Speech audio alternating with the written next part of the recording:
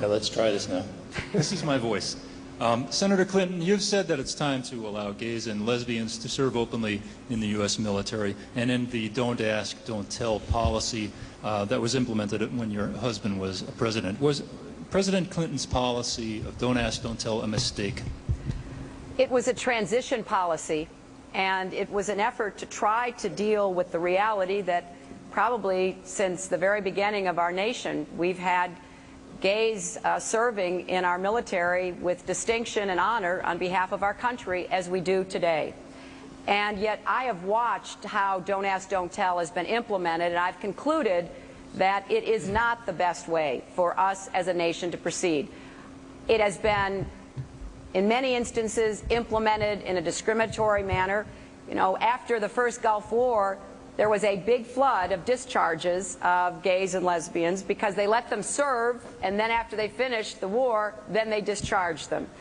In this particular time period, we've had Arabic linguists discharged under Don't Ask, Don't Tell when we are unfortunately so short of having people who speak the very language that our men and women in uniform have to understand in the streets of Baghdad. So I believe we could change the policy to let gays and lesbians serve in the military and be covered by the Uniform Code of Military Justice. So just like those who are not gays and lesbians, if there were conduct problems, then the conduct problems would be looked at, but people would not be judged on who they are. And I just want to end by saying Barry Goldwater once said, you don't have to be straight to shoot straight. And I think he was right, and I believe we should open up our military. So, Senator Clinton, the question was your husband's decision to allow this don't ask, don't tell policy to go forward. He was president of the United States. He could have changed it.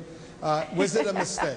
No, it was an important first step, Wolf. I mean, you know, there's a certain, I want to go back to my friend Joe Biden, because he's been around longer than any of us have in the Congress. And, you know, talking, he's a young man, he started young.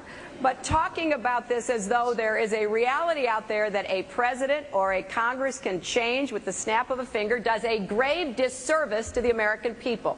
We have a political process. There's checks and balances, and Joe remembers very well the Congress was adamantly opposed at the time to letting gays and lesbians serve openly.